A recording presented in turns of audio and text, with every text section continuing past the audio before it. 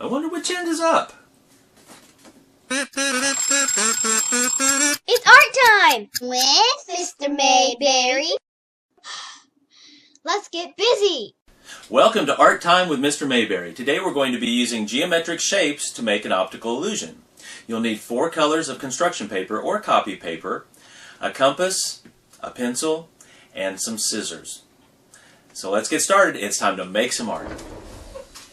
Today we're working with another element of art, which is shape. And we're working more specifically with geometric shape or mathematical shapes. Now, before we actually get started here, I do need to also mention that we're going to be needing a ruler as we work on this project. We're working with 2-dimensional and 3-dimensional shapes. Actually, we're using a 2-dimensional shape to make a 3-dimensional shape. So let's talk a little bit about the difference between 2D and 3D, or 2-dimensional and 3-dimensional. Now, in a 2-dimensional shape might be a square. It has height, it goes up and down, is high, and it has width, it's wide. It goes, so it's high and it's wide. Now, a 3D version of that would be a cube, what we call a cube. Just like a square, it has height, it's up and down, and it also has width, so it's high and it's wide. But then it has the third dimension, which is depth, okay, or it goes deep, okay.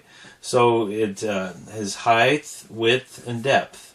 So that's 3D. A 2D shape goes 2 directions, high and wide, and a 3D shape goes 3 directions or 3 dimensions, and that's high, wide, and deep. Okay, so that's the difference between 2D and 3D. Now, what we are doing is we are taking 2-dimensional shape, a parallelogram, also you could call that a diamond, and we're using 3 of these to form a cube. Now there's a couple ways you can do this for your patterns or whatever. I did this on a word processing program where I was able to take a shape and I could move it around enough that it made a diamond the right size, or a parallelogram the right size, that I could take 3 of them and connect them to make this cube. Now I'm going to show you another way to do this. It's a little more basic, and I used a compass, which is one of these. It's a tool that allows you to draw circles. And this is what it looks like. I'm going to walk you through the steps on how to do this. Okay, but I used a compass and a ruler to do this. Okay, first I'm going to draw a circle using the compass. And sometimes I find it's easier to actually move the paper than the compass, but in this case I'm going to go ahead and just move the compass. Then I'm going to put the center of the compass on the edge of the circle, just anywhere on the circle, and I'm going to make 2 little marks, one where it intersects over here and one where it intersects over here. And then I'm going to move it to one of those 2. I'm going to start on this one, I think, and I'm going to draw a line, do the same thing where it intersects twice here and here, and you just keep doing that around the circle until you have all of them that you can possibly do. Okay, so I have one. This one will go here, and I've already got a line here, so I didn't have to do that, but one more, I think. Okay, so that gives me 1, 2, 3, 4, 5, 6 places where there are intersections. Then what I'm going to do is take the ruler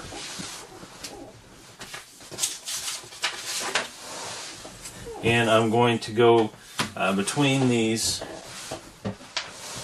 places here and the center. I use the center line. So what I'm going to do, I'll start here and go to the center,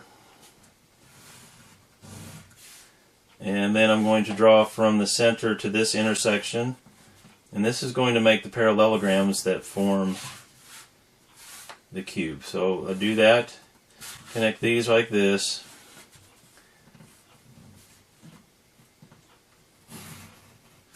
Okay, so there's one, and then I connect here, that one, and go down to this one, and back up to the center,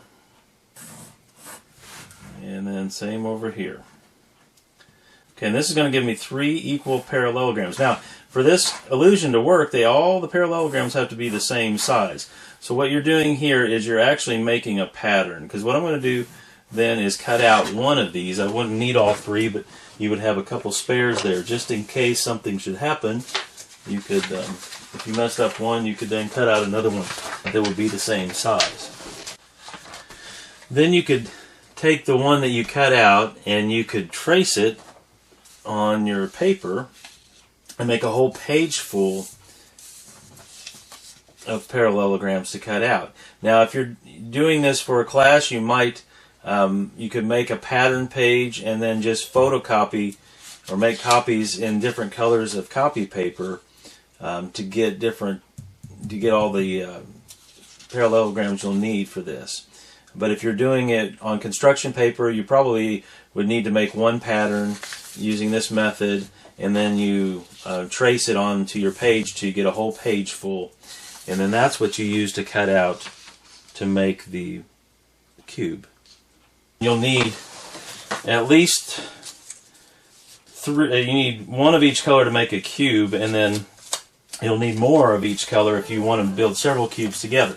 Now here I've got 4 of each color here, and that way I was able to make 4 cubes, actually 5 because there's an optical illusion here. You'll use use 3 colors for your pieces of the cube, and then you'll use the 4th color as your background. So I used a black piece of paper here for the background, and then I've used orange, green, and yellow for my 3 colors. Now, you could put these in any variety as far as where the shapes go. I mean, I could use a green one here and then make the cubes go off this direction. I could use a yellow one here and they could go off that direction. I chose to stack them as they're going down this direction. And then what I did was to take, now you'll notice like all the same color ones are facing the same direction. So all these orange ones are going the same way. So if I put another one down here, it will go the same direction as these above. It goes at a horizontal direction. And so I could put one here, or I could put one here or there. For now I'm going to put one here in the middle. Alright, and then I'm going to build the sides of the cube. Now that made a cube right here automatically. And then I'm going to actually make another cube going down. I'm going to use the green one. Notice these green ones are all going the same direction. Okay, so when I put it down here, it's going to go off on this side. But it's important on this that you have one is going to go horizontal, and then the other 2 will be kind of slanted out, almost vertical, but not quite. They're slanted out at an angle, but they connect vertically here in the middle. So you have to have the 3 of them kind of connect that direction. Notice the yellow one's here. If I was to go off here, I might put one here, or I could put one here, I could put one here. Now, a mistake sometimes people will make is they'll put them side by side here, but no, when you have you have a parallelogram that you're connecting, it's always going to turn, I don't know if that's 90 degrees necessarily, but it's going to turn one turn. It's not going to be the same direction if they connect. Or the same here, it's not going to go connect here, it's going to turn one space, just like that. Okay, so that's building the cubes, and when you get the whole bunch of them put together, you have this optical illusion. Okay, and what I mean by that is it looks like kind of like steps here, or cubes that are stacked in this direction, but then if you turn it, it's the same cubes, but they look like they are stacked in a different direction. Okay, so no matter which way you turn it, you're going to see the cubes, but it looks like they're going a different direction. It's the same kind of illusion you might get if you stare into a corner. Sometimes, like if you stare into a corner that has a white ceiling and 2 white walls, if you look at that corner long enough, sometimes it looks like it comes out at you, sometimes it looks like it goes farther away, and this is a similar type of illusion. But this is what we're doing today, is we're taking geometric shapes to make an optical illusion. Well, that's all for today. I hope you enjoyed this project. If you'd like to show me the optical illusion that you made, just paste it in the comments below.